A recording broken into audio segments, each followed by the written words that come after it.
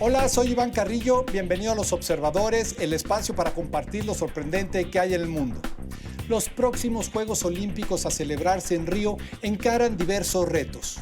Uno de ellos en el área de la salud pública, el virus del Zika. Hoy vamos a conversar con el doctor Miguel del Campo, especialista de la Universidad de California en San Diego, quien nos alerta de los peligros de este contagio y lanza una advertencia contundente. Las mujeres embarazadas no deben acudir a la cita olímpica. Esto es Los Observadores.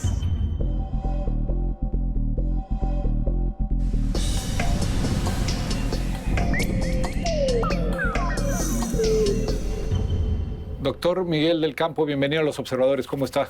Muchas gracias, buenas tardes. Un tema que yo no quisiera llamar que está en boga, porque en boga me parece que se ponen las modas, las frivolidades, pero el Zika no es un juego, es una enfermedad que está afectando a un sector de la población vulnerable, que tiene consecuencias en la salud humana, y quisiera que me dibujara el panorama. ¿Qué es el Zika y cuál es el impacto que está teniendo en Latinoamérica?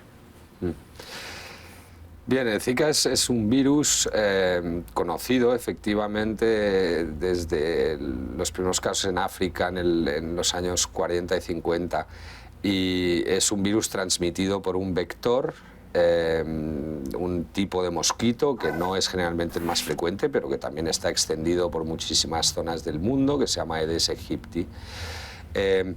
Curiosamente, el Zika, aunque se conoce desde hace muchísimos años, su complicación principal, que sin duda alguna es la infección del feto durante el embarazo, pues no se ha conocido hasta que han aparecido este número tan enorme de casos en Brasil.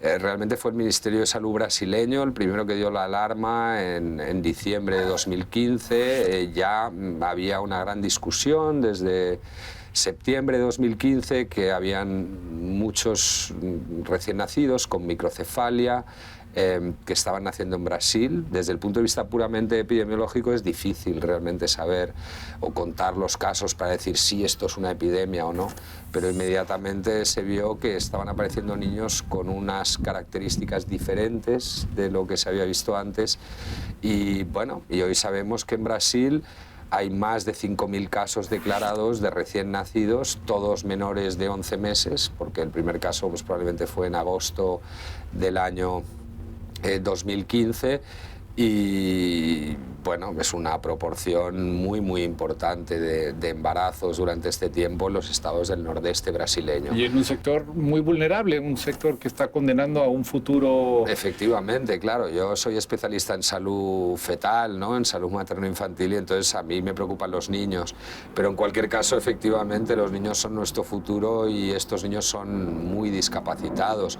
Tienen una alteración cerebral muy importante causada por la infección del virus y eso les va a generar una discapacidad muy significativa en el futuro. En términos técnicos, ¿qué es la microcefalia? Estos 5.000 casos que están diagnosticados, sí. ¿Cuáles son sus características? Microcefalia simplemente significa que el tamaño del perímetro cefálico de la cabeza está por debajo de, digamos, el 3% de la población. Nosotros tenemos unas curvas, porque evidentemente hay variación en el tamaño de la cabeza, y cuando es menor de ese 3% se considera microcefalia.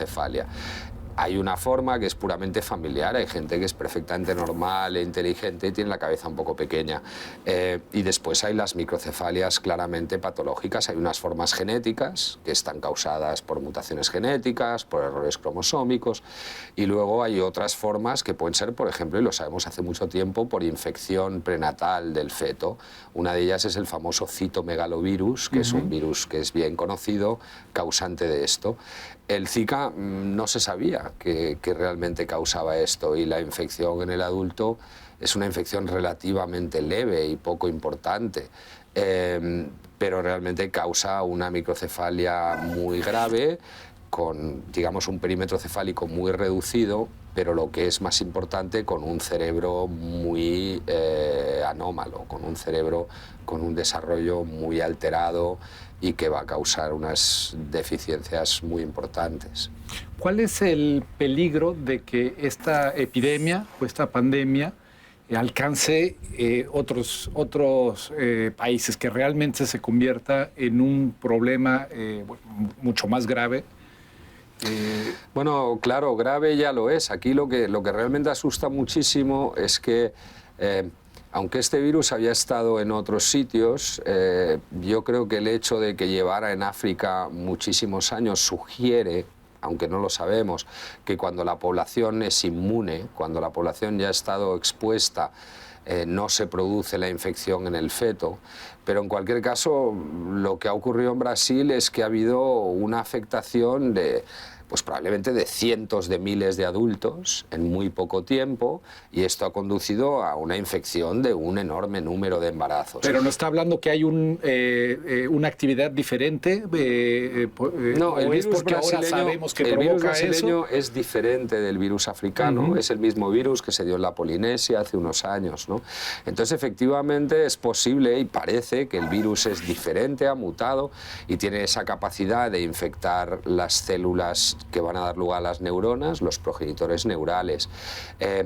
Pero por otro lado, luego es el sistema de transmisión, es decir, realmente el hecho de que, sobre todo en lugares húmedos, haya mucho mosquito y se pueda ir transmitiendo a través del vector o del mosquito, pues evidentemente esto hace que los números puedan ser muy grandes. Y si esto ocurrió en el nordeste brasileño, no vemos por qué no puede ocurrir en otras regiones del mundo. Hasta cierto punto lo lógico es esto, y de hecho ya sabemos que hay muchos casos en Colombia, que hay, por ejemplo, 50 casos casi de embarazadas en Puerto Rico, en territorio estadounidense, y realmente no parece que vaya a haber grandes barreras, excepto la ausencia del mosquito en algunas zonas, las temperaturas frías, etcétera. Pero se puede extender a todos los continentes y puede ser un problema muy real. Sabemos que dentro de poco se celebran los Juegos Olímpicos en Brasil, y eso se convierte en un foco natural de atracción de turismo, de gente. Sí. ¿Qué implicaciones tiene esto en el contexto del Zika? Es muy difícil opinar de esto. Ya han visto aquí el baile mediático, ¿no? Incluso con grandes deportistas catalanes como yo, como Pau Gasol, que realmente pues, se ha metido a fondo en el tema, ¿no? Es realmente difícil, y realmente la situación política de Brasil y económica no es como para quitar las Olimpiadas, pero realmente uno se hace la pregunta, ¿no? O sea, lo que es evidente es que hay muchísimo viaje a Brasil y a toda Latinoamérica activamente todos los días, por lo tanto las posibilidades de infección son muy grandes. O sea, sí podríamos estar hablando de un punto de inflexión en la dispersión del virus, podríamos pensar. No me siento capaz de predecirlo, pero evidentemente una cierta inquietud sí me produce. Lo que pasa es que estoy convencido de que un evento de tal magnitud, que tiene esa importancia para la economía de un país, pues seguramente no se cancela por ponerse nervioso, sino realmente por las predicciones de los epidemiólogos, y prefiero que sean ellos los que opinen sobre eso. ¿Cuáles son las posibilidades de desarrollar un mecanismo terapéutico o preventivo contra el Zika? Bueno, yo espero que inmensas y rápidas.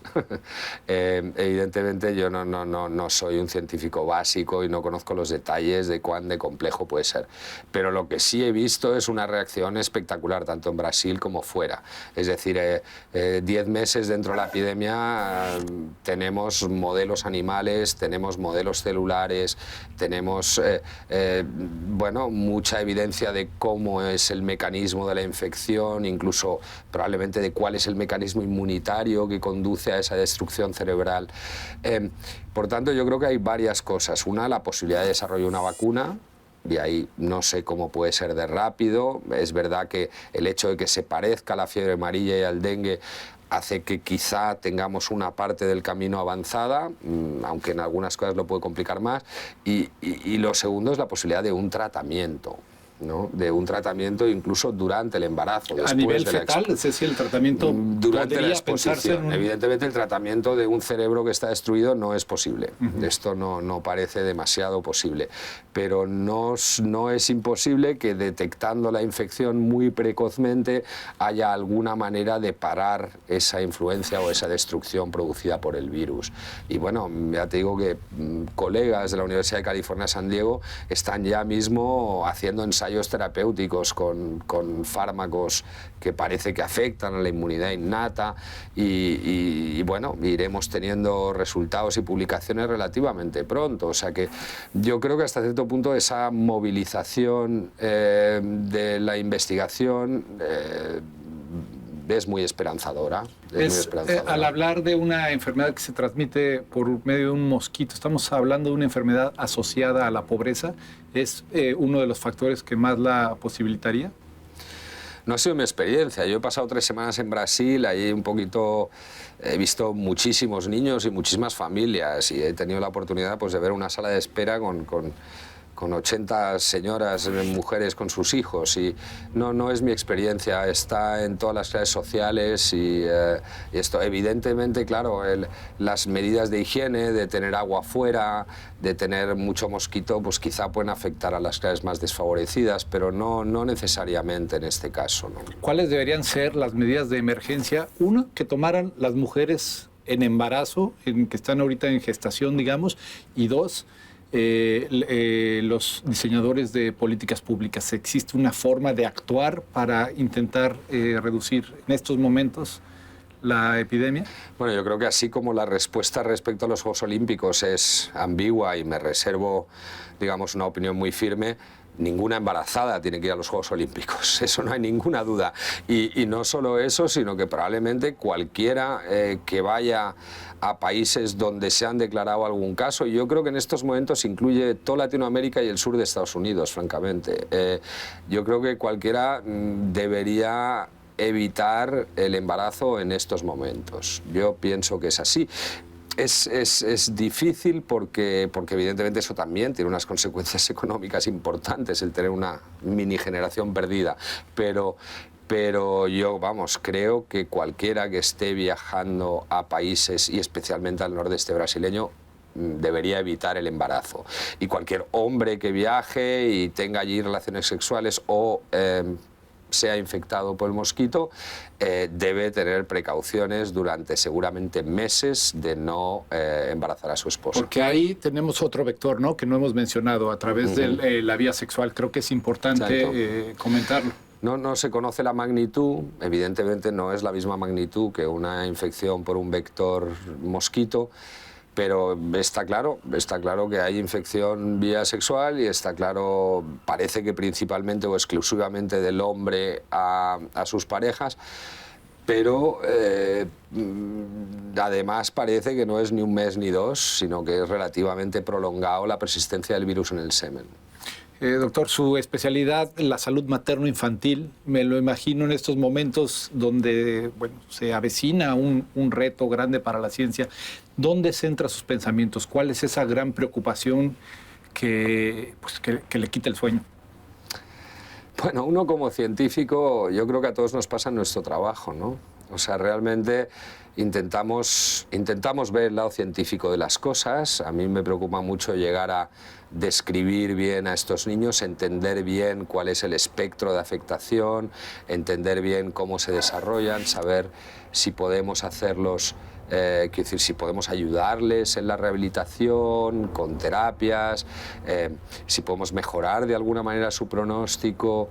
O sea que yo, y luego evidentemente lo que es muy excitante es toda esta investigación básica que nos aproxima al conocimiento, una vacuna, etcétera. O sea que intento verlo desde el lado científico. Desde el punto de vista humano, quiero decir, yo soy un médico que me ocupo de defectos congénitos, es decir, de niños con malformaciones, con deficiencias, con discapacidad intelectual, pues evidentemente es una tragedia humana. O sea, son niños muy, muy afectados y que generan una preocupación enorme respecto a su futuro individual y colectivo, pero pero yo pienso que hay que centrarse y darle impulso a la investigación para intentar resolver este tema cuanto antes. Y confiar que la ciencia encontrará soluciones y podrá aplicarlas en el corto plazo, que es lo que hoy se requiere. Confiar y participar activamente en ello. Doctor Miguel del Campo, yo le agradezco mucho su presencia aquí en Los Observadores para darnos este panorama, pues, de este grave problema que es el Zika, el virus del Zika. A usted, muchísimas gracias. Gracias. Adiós. Los Observadores, el espacio para compartir lo sorprendente que hay en el mundo.